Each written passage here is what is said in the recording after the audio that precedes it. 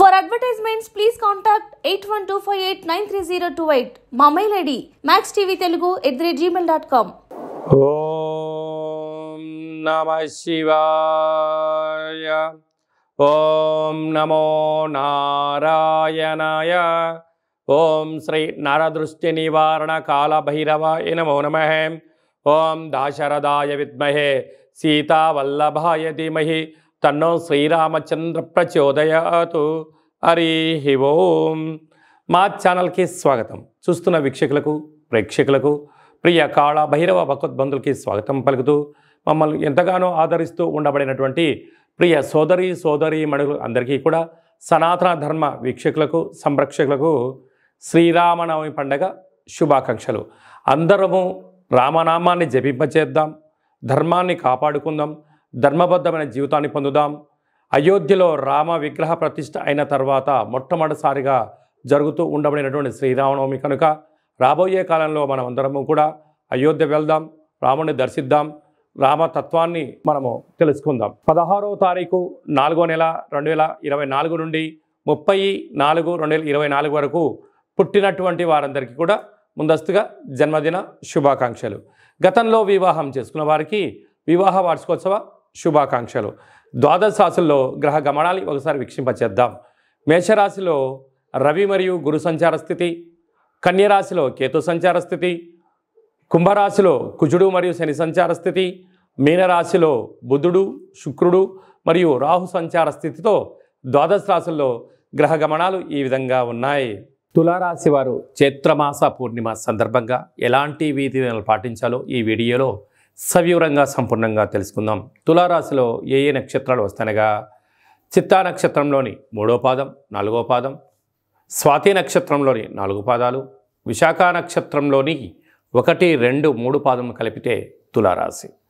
చాలామందికి పుట్టినటువంటి కాల సమయంలో డేటా బర్త్లో లేనటువంటి కారణం వలన పేరు యొక్క మొదటి అక్షరాన్ని అనుసరిస్తూ ఆ రాశిని తెలుసుకునే ప్రయత్నం చేద్దాం.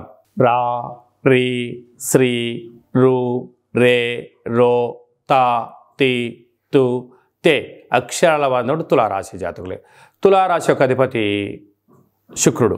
వీరికి జాతకరీత్య ప్రకారంగా 5వ స్థానంలో కుజుడు మరియు శని సంచార స్థితి, 6వ స్థానంలో బుధుడు శుక్రుడు రాహు సంచార స్థితి, 7వ స్థానంలో రవి గురు సంచార స్థితి, వ్యయంలో కేతు సంచార స్థితి ఉండడం వలన వృత్తులలో, ఉద్యోగాల్లో, వ్యాపారాల్లో, సాఫ్ట్వేర్ ఉద్యోగస్తుల్లో, చేస్తున్న సేవా రంగాల్లో చాలా సున్నితంగా ఆలోచించగలగాలి. మౌనం, ధ్యానం, ఆధ్యాత్మికత, ప్రతి విషయంపైన అవగాహన చాలా అవసరం.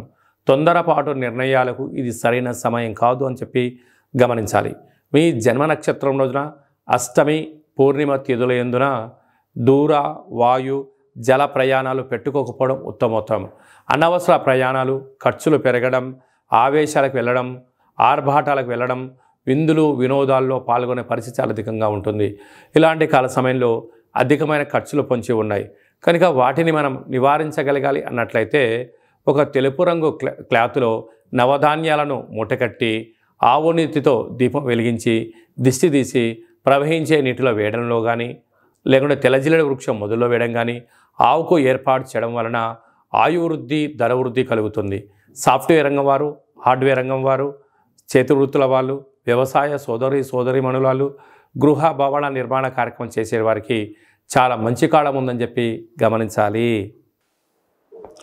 శతమానం భవతి శతాయు పురుష సతేంద్రియ ఆయుష్యేవేంద్రియే ప్రతిష్టతి ధనం ధాన్యం బహుపుత్రలాభం శత సంవత్సరం దీర్ఘమాయు.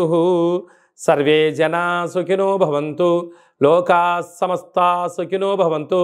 సర్వం కాళభైరవ దేవతార్పణమస్తు. ఈ వీడియో మీకు నచ్చినట్టయితే లైక్ చేయండి, షేర్ చేయండి, మా ఛానల్ని సబ్స్క్రైబ్ చేసుకోండి. నేను చేస్తున్న ఆధ్యాత్మిక వీడియోలు మీకు ముందస్తుగా నోటిఫికేషన్ రావాలి అన్నట్టయితే గంట సింబల్ ప్రెస్ చేయండి, ఆల్ అనే బటన్ కూడా తెలియచేయండి. మీరు ఎవరి క్షేమాన్ని అయితే కోరుకుంటున్నారో లేక మీ క్షేమాన్ని ఎవరైతే కోరుకుంటున్నారో వారందరికీ ఈ వీడియోను ఫార్వర్డ్ చేసి భగవంతుడి యొక్క ఆశీస్సులు పొందగలరు.